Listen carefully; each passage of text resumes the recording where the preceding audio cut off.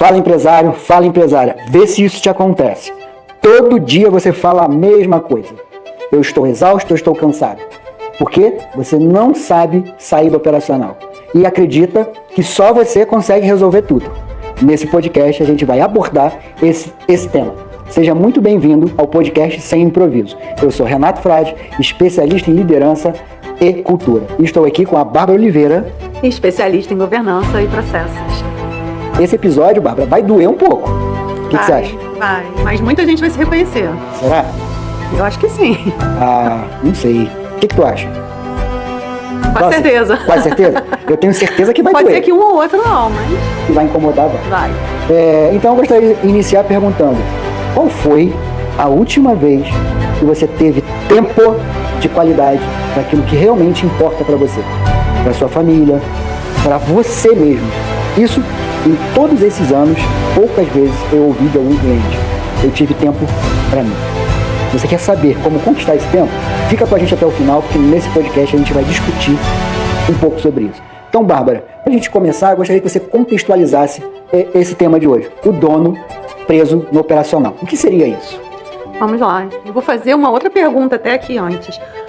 Qual foi a última vez que você conseguiu parar para pensar no seu negócio? E aí eu não estou falando de pagar boleto, de entrega atrasada, do cliente que está reclamando. Estou falando da estratégia. E será que a empresa dele continua se ele parar? Então, aí vamos para o contexto, né? Aquele dono que acha que a empresa vai parar se ele não estiver lá. Ou vai, né? Até.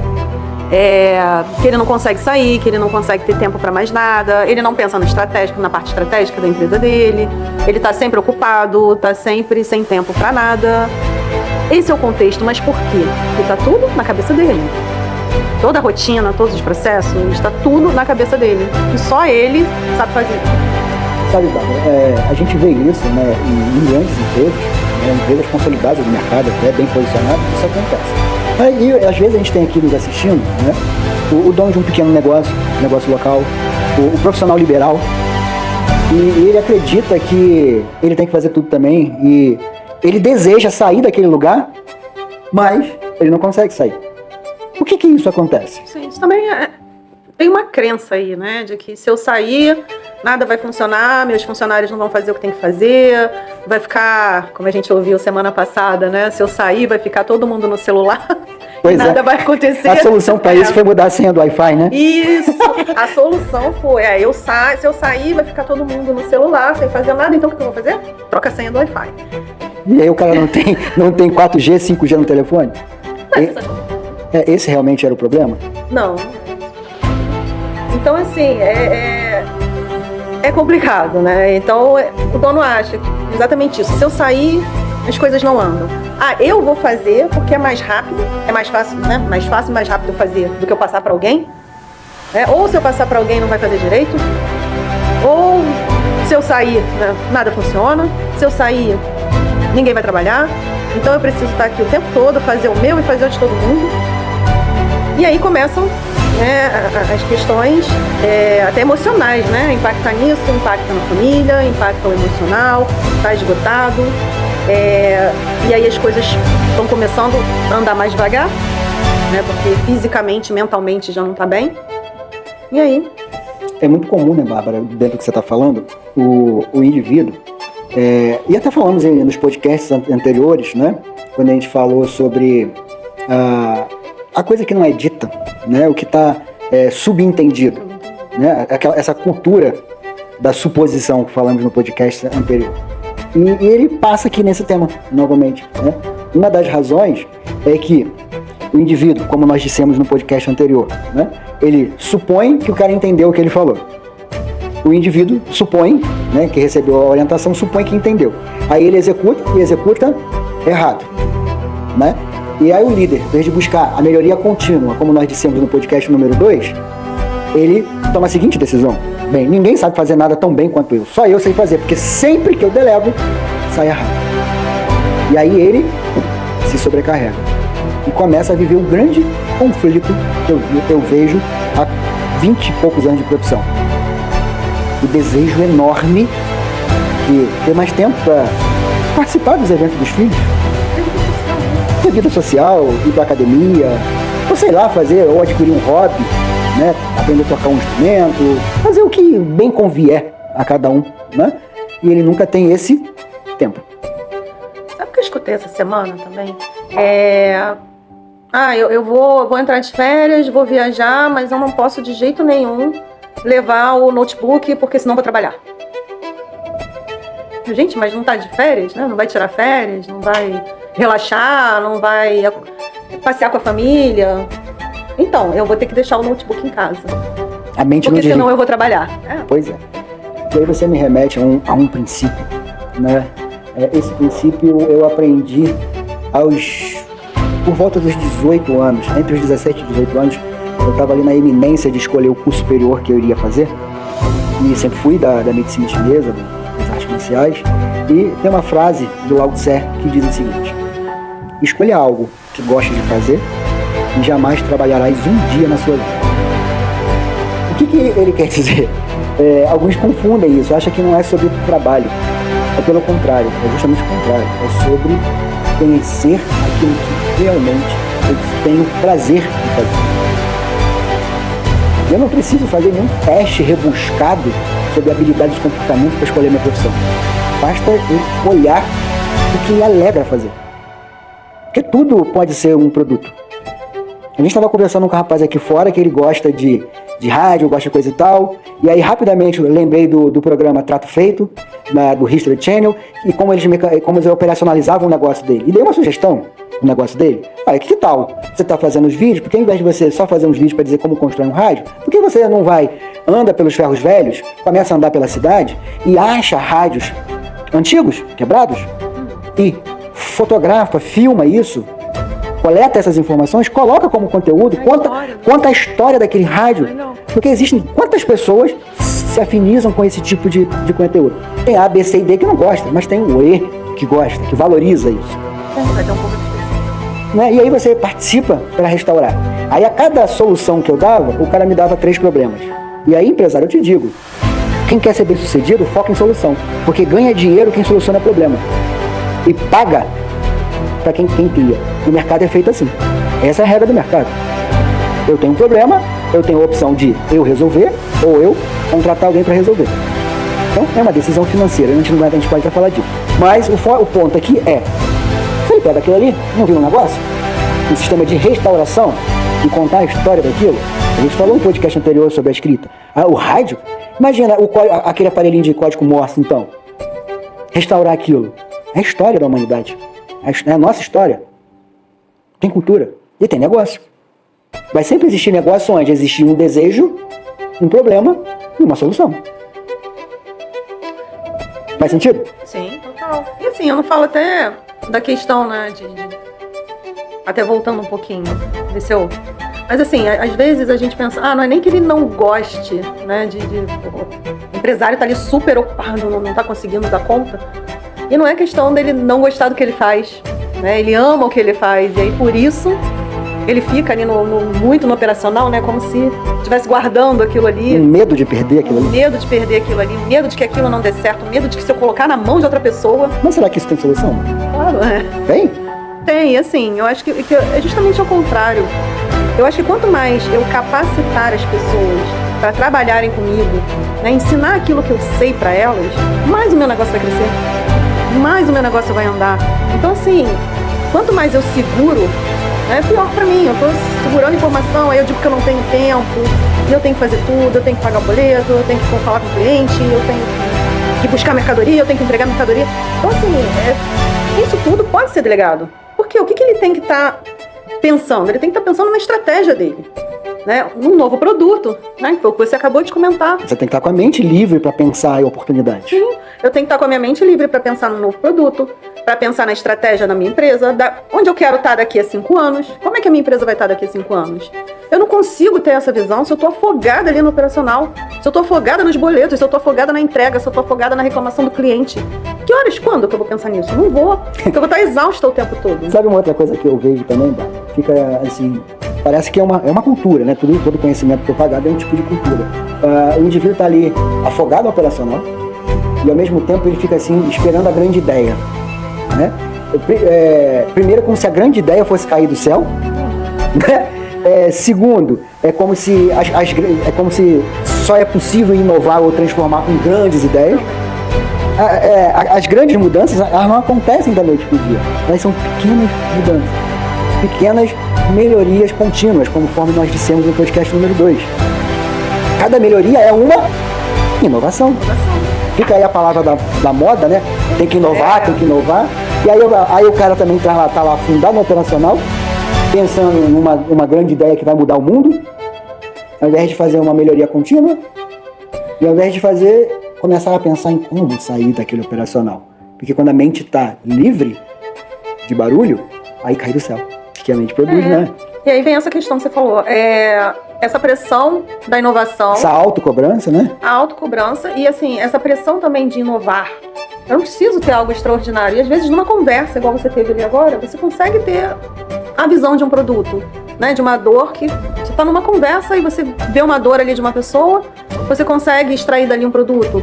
Eu vejo empresários inteligentíssimos que estão afundados no operacional e não conseguem parar para pensar nisso. Então, assim, não tem nem esse tempo de conversar com alguém, de fazer network, de fazer uma parceria, porque tá ali. Eu vou fazer uma provocação, né? Que a gente falou que esse episódio é doer. Então vamos fazer doer um pouco. Minha marca registrada, né? Primeiro passo para empreender, seja que magnitude for o tamanho do negócio, o dono do negócio ele tem que ter mentalidade de solucionador de problemas e não de criador de problemas. Então, se você está aí pensando em empreender, se você é um profissional liberal, seja qual o tamanho do negócio, se você é um líder de uma empresa e fica o tempo todo apontando qual é o problema, você não está liderando nada. Você não está liderando nada, você não está vendendo nada. Porque você tem que resolver problema. Porque vender é resolver problema. O que o eletricista resolve? Problema. Qual é o problema do cliente? Ele precisa passar os fios e fazer a instalação elétrica. É um problema, é um desafio. E tem um cara que sabe fazer isso extraordinariamente bem. Ele vende um produto ou um serviço, ele resolve um problema. Mas aí vem o cara, aí você contrata o eletricista, ele começa a criar, que tem isso, que tem aquilo. Meu irmão, resolve. Não fica me dizendo qual é o problema. Aponta, diz o que você identificou, aponta a solução e dá teu orçamento. Justifica para valorizar o preço, né? Claro que o preço tem que ser justificado. E aí vem uma outra coisa, né? Como que o cara vai melhorar? Porque decisão de compra, né? Aí ele estuda muito funil, estuda muito... Cara, a decisão de venda é muito simples. Ela existe desde que o mundo é mundo. A venda acontece em um cenário. Primeiro, relacionamento. Só compramos de quem confiamos. Então, se eu não confio naquela pessoa, naquela marca, naquela coisa, eu não vou comprar. Então, a primeira coisa que tem que se fazer é construir credibilidade. Né? E a credibilidade se constrói com entregas qualificadas. Hoje todo mundo vê uma maçã com a mordida, a Apple, né? Aí assim, a primeira coisa que é criar uma mega marca. Cria a primeira mega experiência, como o Steve Jobs fez. E para eu ter uma mega experiência, eu preciso ter um produto de qualidade, ter uma concentração na melhoria contínua. E se você está afundado no operacional, você não tem tempo de se relacionar com o seu cliente. Você não tem tempo de melhorar o seu produto. Você não tem tempo para nada. E aí vai continuar reclamando que não está vendendo. Aí contrata um profissional de marketing, que falou que vender na internet é a 8ª maravilha do mundo, como se fosse muito fácil. E também é relacionamento. Né? Então, esse cenário, Bárbara, vai criando uma bolha na mente das pessoas, da empresa, do pequeno negócio. E eu queria te perguntar, assim, de forma objetiva, qual a solução para isso? Como a pessoa faz isso? Eu não quero uma receita aqui para ele resolver em 7 dias, porque a gente não promete isso aqui. Mas o que ele pode começar a pensar para dar o primeiro passo na direção da solução? Bom, a primeira coisa que ele pode começar a pensar é: o que eu posso delegar? Eu tenho que confiar. Tem que confiar naquela pessoa que eu estou contratando para trabalhar comigo. Então, assim, tomar decisões simples, né? É uma decisão simples. O que eu posso delegar? Assim, sem querer, mas como identificar o que pode ser delegado e o que não pode ser delegado? Chegar lá, então. A primeira coisa que eu preciso fazer é delegar. Né? Porque eu preciso tomar conta da estratégia da minha empresa. Como eu vou delegar? Né? E nós vamos... Assim, você vê que todos os assuntos, né, que a gente conversa, eles estão ligados. Então, como eu vou delegar? Tirando o que está na minha cabeça. Como eu tiro o que está na minha cabeça? Escrevendo. Vou escrever. Vou escrever a atividade, vou escrever o processo, vou desenhar o meu processo. A gente volta lá, né, vou planejar, vou executar, vou revisar, vou documentar. Então, documentei. A partir daí, comunicação clara.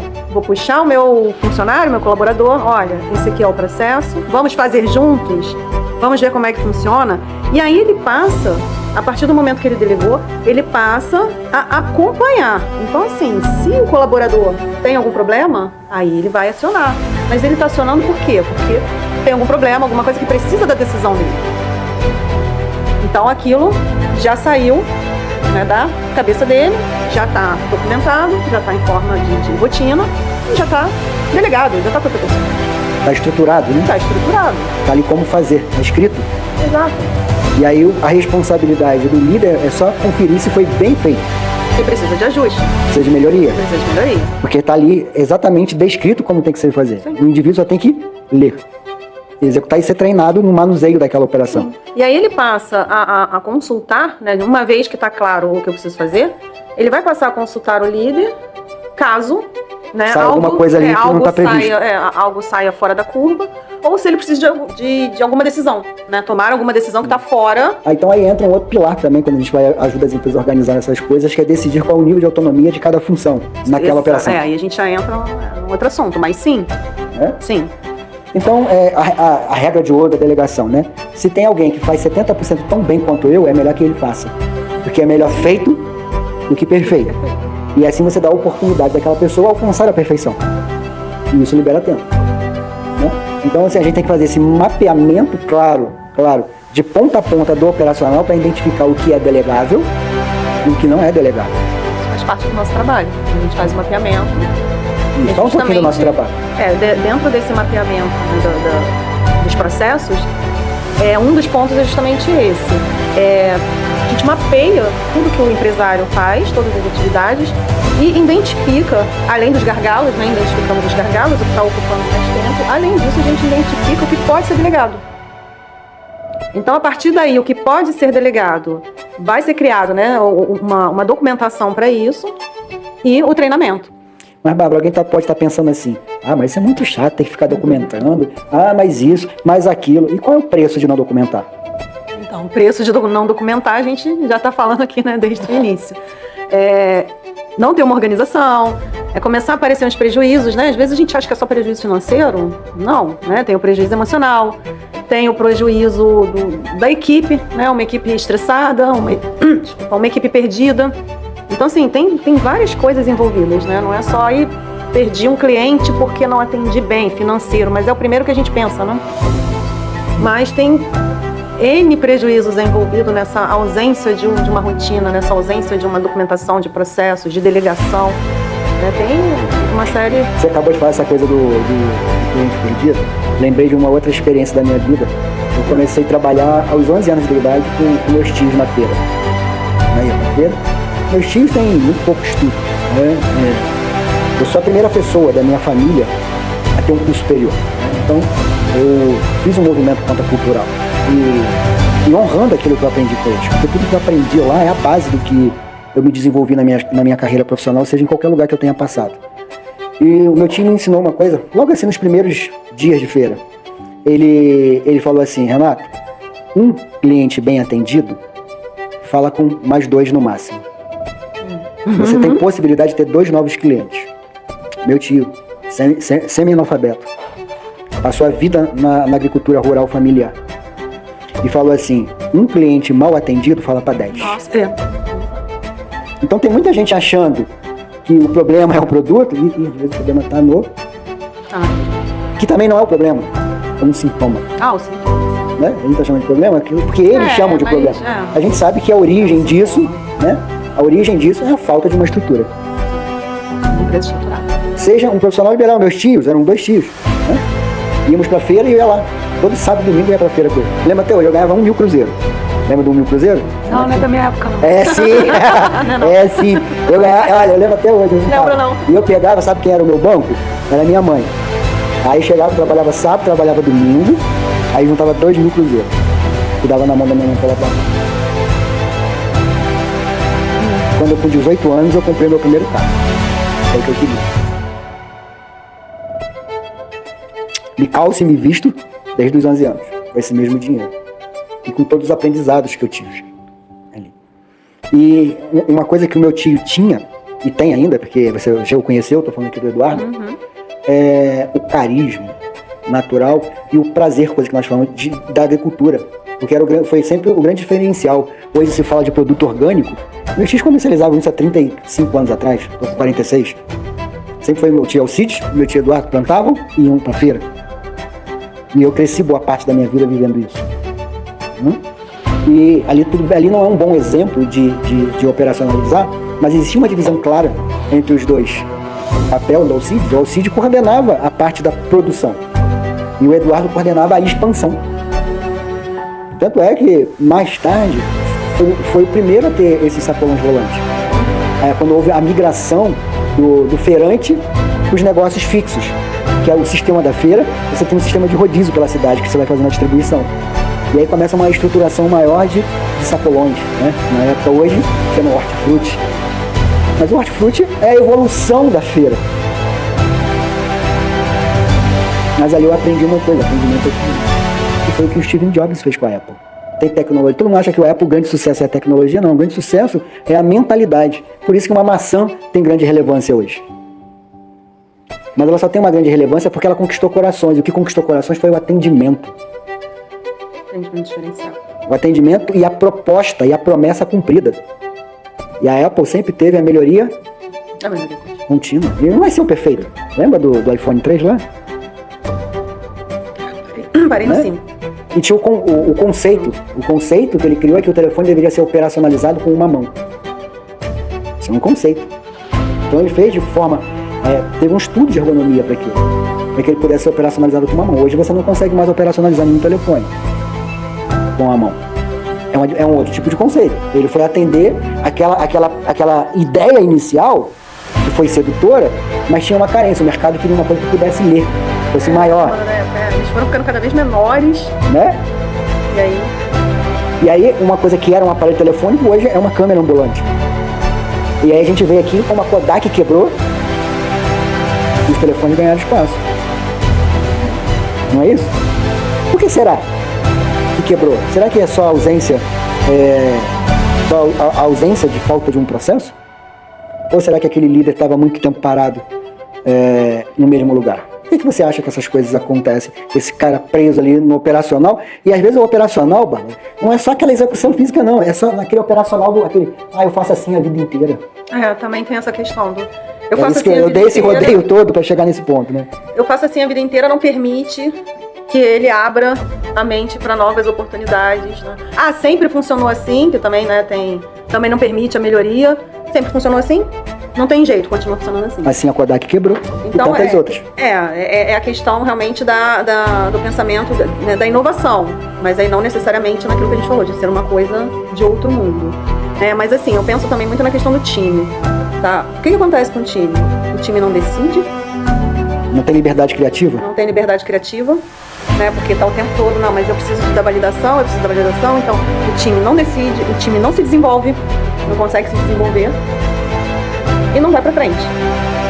Não tem como. Então, essa questão é realmente não só eu delegar, mas eu também fazer com que o meu time se desenvolva, confiar no meu time, fazer com que ele possa tomar decisões. Claro que ele não vai tomar, né, decisões estratégicas da empresa, mas... Não é o papel dele, Não é o papel dele, isso aí é o papel da liderança.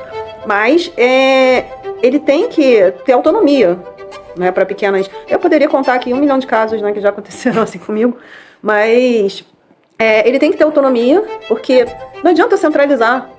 Né? Se eu quero que a minha empresa ande, que ela cresça, que ela floresça, eu tenho que começar a fazer as delegações e me responsabilizar. Né? Me responsabilizar pela minha parte e pelo desenvolvimento daqueles que estão sendo liderados. Então, assim, isso é primordial. Então, gostaria de fazer o convite para que vocês sigam o canal. E se você é um dos clientes que estão satisfeitos com esse produto, eu recomendo que fale com 2 pessoas, convide para assistir. E se você gostou, se identificou, doeu um pouquinho, não foi nenhuma intenção pessoal machucar, ofender ou agredir ninguém, e sim provocar o pensamento. Porque o crescimento só existe na zona do desconforto. E se isso te levou à zona de desconforto, tá tudo bem, tá crescendo. eu te convido para um encontro de 30 minutos comigo. Nesse encontro, você vai me contar exatamente o que está acontecendo. E eu te prometo te dar no mínimo uma solução para o seu problema. E junto a isso, também vou te convidar para uma outra sessão onde eu vou avaliar profundamente e elaborar uma proposta comercial para você, dentro daquilo que você necessita. E essa proposta comercial não tem nenhuma obrigação de aceite, mas eu te asseguro que eu vou entender o seu problema e vou te apresentar um problema. Se eu não, desculpa, uma solução, né? Eu vou te apresentar um problema, identificar um problema, mas vou te apresentar a solução. Assim como tenho feito, né? Ontem eu ouvi assim: nossa, Renato, eu nunca ouvi um diagnóstico tão profundo como eu recebi hoje. Era um rapaz muito inteligente, com um negócio absurdo e direcionando o foco para 3, 4 produtos ao mesmo tempo. Porque ele viu uma necessidade de mercado e quis atender essa necessidade de mercado sem ter as competências naquele momento. Ele teria que estruturar algumas coisas. E o grande dinheiro dele estava aqui. Eu comecei a sessão falando assim: cara, vai incomodar um pouco que eu vou te falar. Aí você: não tem problema, Renato, me incomode. Eu falei: então vamos embora. Ele terminou a sessão me agradecendo. E sabe o que ele me ofereceu no final da sessão? Me chamou para ser sócio da empresa dele. Cara, eu preciso de um cara que nem você aqui na minha empresa. Eu falei: cara, eu já tenho. Aí foi a minha vez. Cara, eu já tenho o meu negócio. Eu tenho um produto e eu vou te ajudar a ter esse mesmo conhecimento que eu tenho, porque eu vou te transferir ele todinho. Então, se você quer ter esse conhecimento, está aqui o nosso manual de cultura de operações. A gente faz do seu jeito, da forma que você acredita, e ele sai e a sua empresa cresce. É isso. Gostaria de agradecer, Bárbara, por essa troca, essa oportunidade de construção, e agradecer vocês a audiência. Obrigada, também gostaria de agradecer e deixar um recadinho final. Porque assim, o controle, ele não vem de microgestão, tá? Ele vem do acompanhamento, das conversas, de indicadores simples. Então, assim, você ganha visão na sua empresa. É isso, gente. Obrigada. Até o próximo. Até o próximo.